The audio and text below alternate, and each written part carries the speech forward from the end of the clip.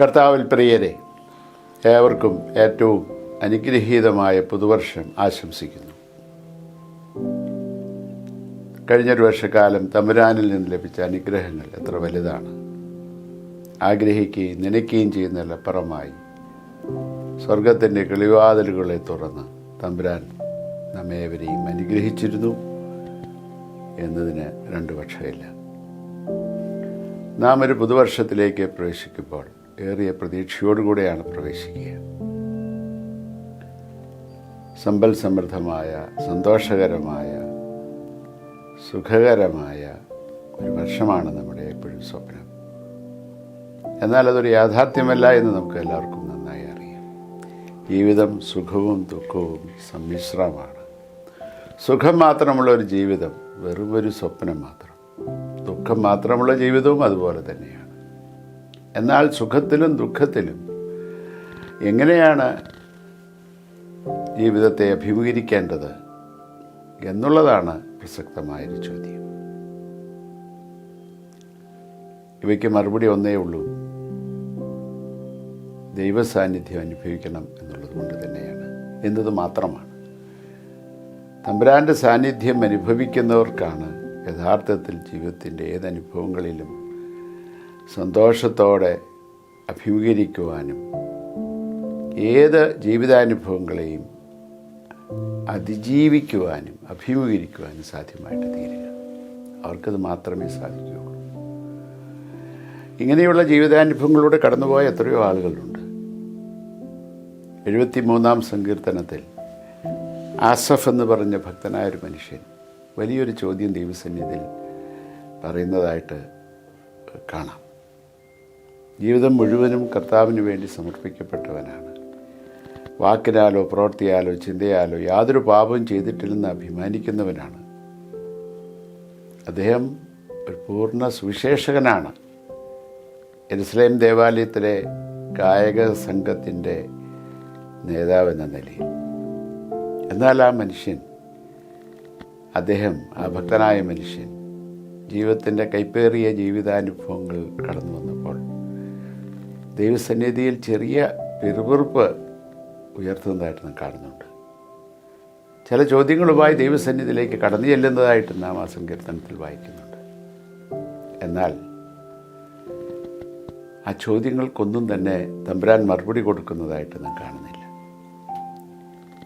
എന്നാൽ വേറെ ചില കാര്യങ്ങൾക്ക് മറുപടി കൊടുക്കുന്നതായിട്ടാണ് ആ ഭാഗത്ത് കാണുക. തമ്പുരാൻ അവന് കൊടുത്ത മറുപടി ക്രൈസിസ് എന്തുകൊണ്ട്, കഷ്ടത എന്തുകൊണ്ട്, വേദന എന്തുകൊണ്ട്, കണ്ണുനീരെന്തുകൊണ്ടെന്നുള്ള ചോദ്യത്തിനെല്ലാം മറുപടി കൊടുക്കുക. എന്നാൽ അവയെ എങ്ങനെ അഭിമുഖീകരിക്കാൻ സാധിക്കുമെന്നുള്ളതാണ് കർത്താവ് കൊടുത്ത മറുപടി. കർത്താവ് കുറച്ച് അഷ്വറൻസസ് ആണ് അദ്ദേഹത്തിന് നൽകുന്നത്.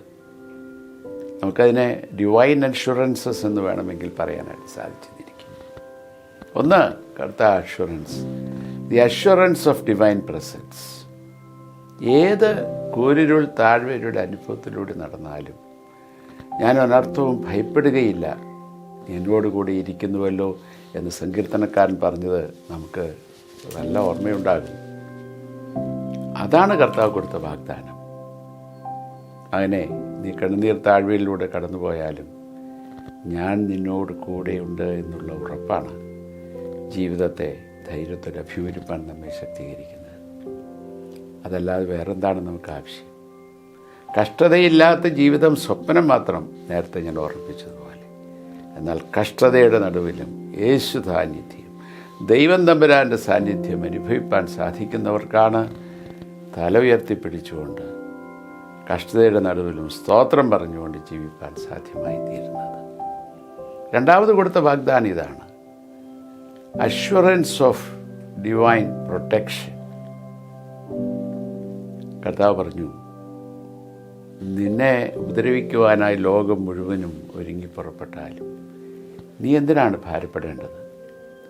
ശത്രുനിര മുമ്പിലുണ്ടായാലും ഏത് പ്രതികൂലങ്ങളിൽ കൂടെ കടന്നു പോകേണ്ടി നിനക്ക് വേണ്ടി വന്നാലും കർത്താവ് പറയുന്നു, നിന്റെ കരത്തിൽ ഞാനാണല്ലോ പിടിച്ചിരിക്കുന്നത്. നാം കർത്താവിൻ്റെ കരങ്ങളിൽ സുരക്ഷിതരാകുന്നുവെന്നുള്ള കർത്താവിൻ്റെ വലിയ വാഗ്ദാനം. ഇതിൽ കവിഞ്ഞ് വേറെ എന്താണുള്ളത്? വേറെ എന്താണ് നമുക്ക് ആവശ്യം? തമ്പുരാൻ്റെ കരങ്ങളിൽ സുരക്ഷിതരായി സൂക്ഷിക്കപ്പെട്ടിരിക്കുന്നു എന്ന് ഉറപ്പുള്ളിടത്തോളം കാലം ഏത് ജീവിതാനുഭവങ്ങളിലൂടെ കടന്നു പോകേണ്ടി വന്നാലും, ഏത് ശത്രുഭീതി ഉണ്ടായാലും നമുക്കവയെ വളരെ ധൈര്യത്തോടെ അഭിമുഖീകരിക്കാനായിട്ട് സാധിക്കും. 3, കർത്താവ് കൊടുത്ത വാഗ്ദാനം അഷ്വറൻസ് ഓഫ് ഡിവൈൻ ഗൈഡൻസ്. തീരുമാനമെടുക്കുക എന്ന് പറയുന്നത് അത്ര എളുപ്പമുള്ള കാര്യമല്ല. നമ്മൾ ശരിയായ തീരുമാനമാണോ തെറ്റായ തീരുമാനമാണോ എടുക്കുന്നത് എന്നതിനെ ആശ്രയിച്ചാണ് നമ്മുടെ ഭാവി. നമ്മളൊരു നാൽക്കവലിലാണ് എപ്പോഴും. തീരുമാനമെടുക്കാൻ ബുദ്ധിമുട്ട് അനുഭവിക്കുന്ന സമയത്ത് കർത്താവ് പറയുന്നു, നീ എൻ്റെ മുഖത്തേക്ക് നോക്ക്, ഞാൻ നിന്നെ ഗൈഡ് ചെയ്യും, ഞാൻ നിനക്ക് ബുദ്ധി ഉപദേശിച്ച് തരാം. അപ്പോഴാണ് നമുക്ക് ശരിയായ തീരുമാനമെടുക്കാനായിട്ട് സാധ്യമായിട്ട് തീരുന്നത്. ഇത് കർത്താവ് തന്നിരിക്കുന്ന വലിയ വാഗ്ദാനമാണ്. ബുദ്ധി ഉപദേശിച്ച് തരും എന്നുള്ള വാഗ്ദാനം. ഇതെല്ലാം ശരിയാണെങ്കിലും അതിനേക്കാൾ അപ്പുറമായൊരു വാഗ്ദാനം കൂടെ കർത്താവ് നൽകുന്നതായിട്ട് നാം കാണുന്നുണ്ട്. അത് അഷ്വറൻസ് ഓഫ് ഇറ്റേണിറ്റി ആണ്. നിത്യതയെക്കുറിച്ചുള്ള ദർശനവും ഉറപ്പും. അത് കർത്താവ് സഭയ്ക്ക് തന്നിരിക്കുന്ന വലിയ വാഗ്ദാനമാണ്. നിത്യതയെക്കുറിച്ചുള്ള സ്വപ്നം അത് പലപ്പോഴും നാം മറന്നു പോകുന്നു. അങ്ങനെ ഒന്നിനെക്കുറിച്ച് ചിന്തിക്കാൻ പോലും നാം പലപ്പോഴും മറന്നു പോകാറുണ്ട്. എന്നാൽ ആത്യന്തികമായി ആ ഒരു ദർശനം ഉൾക്കൊള്ളാൻ സാധിക്കുന്നവർക്ക് മാത്രമാണ് ജീവിതത്തിൻ്റെ എല്ലാ അനുഭവങ്ങളിലും ധൈര്യത്തോടുകൂടെ അവയെ അഭിമുഖീകരിക്കാനും അതിജീവിക്കാനും സാധ്യമായിട്ട് തീരുക. അതൊരു യാഥാർത്ഥ്യമാണ്. കർത്താവ് തന്നിരിക്കുന്ന ഉറപ്പാണ്. ഒരു വിശ്വാസിക്ക് തമ്പുരാൻ തന്നിരിക്കുന്ന വാഗ്ദാനമാണ്. ഇതാണ് കർത്താവ് കൊടുത്ത ആ ഭക്തനായ മനുഷ്യന് കൊടുത്ത മറുപടി. ഇത് ഇന്ന് ജീവിക്കുന്ന നമുക്കും ലഭ്യമാകേണ്ടതും കർത്താവിൻ്റെ വാഗ്ദാനങ്ങൾ ഉറക്കേണ്ടതുമാണ്.